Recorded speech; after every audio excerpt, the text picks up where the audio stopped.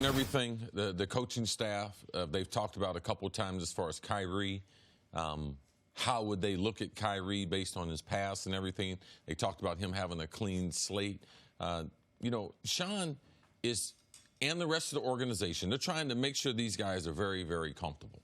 And, of course, it should be Kevin Durant's decision after a number of other things. And I think one of the key components to Kevin Durant even deciding that he was going to continue playing basketball in Brooklyn with as far as his career was their team doctor. He's very comfortable with his team doctor. He performed a surgery on him earlier, a procedure on his foot when he had a Jones fracture. And now when he ruptures his Achilles, the same doctor, his personal doctor, is the team doctor. So he'll be released as far as for physical therapy. He'll be released for on-the-court activity by his own personal doctor. Also, the doctor's traveling around with the team, so it's not as if you're on the road with the team, you have to fly somewhere else, California, go to Dr. Andrews in Birmingham or something to be able to get a checkup. No, he's able to check on you and to monitor your progress as far as you're working out with the trainers, working out there with the coaching staff, and ultimately, KD, do you feel comfortable? And when he feels comfortable, because the Nets are very, very fortunate in this situation. They saw the finals. They saw Kevin Durant push himself out there. And now, of course, everyone would have been like, no, I wouldn't have had him out there. Kevin Durant didn't have the right information. If he had had the right information, he might have had a different result. In doing that, the Nets are approaching this a lot smarter. I believe they're going about it the right way. And it should be up to KD when he wants to step on the court based on, the decision that he made trying to play in the finals with the Warriors. Well, and I'm glad you brought up the Jones fracture, see, because back in the 2014-15 season, he has that Jones fracture. He misses the first 17 games of the year, and then he comes back. Maybe came back early because 27 games played later, he has to have another procedure on the foot, and he misses the rest of that season. The only playoff run in his career he's missed the entirety of. Why? Because that foot did not fully heal. Kevin Durant is not an old man in NBA terms. I know we talk about Kevin Durant. The next time he takes the court, he's probably going to be 32 if he misses all of this season.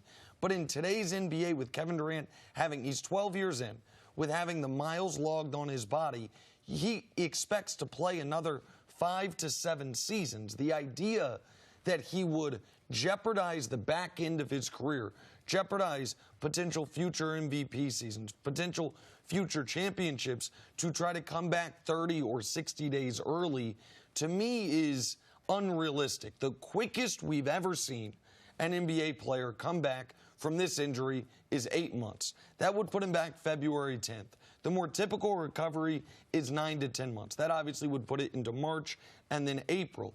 If he's not back with a month left in the regular season, then he's not going to play this year. So he would need to be back by before April, or else because they're not going to have him play 5 regular season games and then go into the playoffs. And if they're not in the playoff picture, this won't be a discussion. But I don't think anyone thinks the Nets, even if the Kyrie thing doesn't go great, that they won't be in the playoff picture in the Eastern Conference. I wouldn't close the door on him playing, especially even if the team is going to the playoffs. Like Paul George, does he play a handful of games, 5 to 8 games before they go into the playoffs, and test how it is? I just wouldn't close the door on him. Modern-day medicine, everyone I've talked to, guys are recovering quicker. We don't see a lot of these Achilles injuries, so it's really hard to determine, oh, man, do I say, oh, he's like Dominique Wilkins was, 20 years ago? Or do I say Chauncey Billups a number of years ago, Rudy Gay? Every guy is different.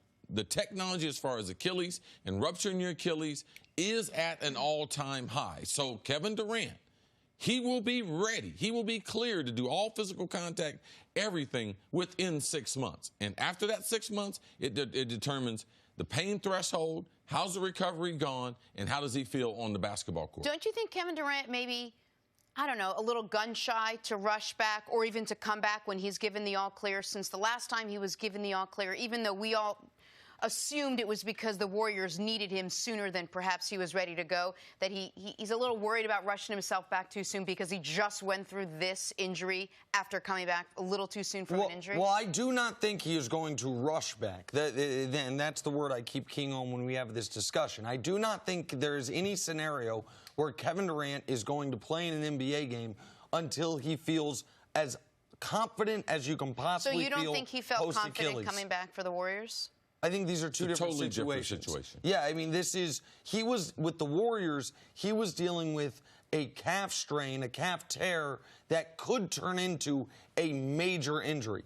This is the major injury, and he's already suffered that one.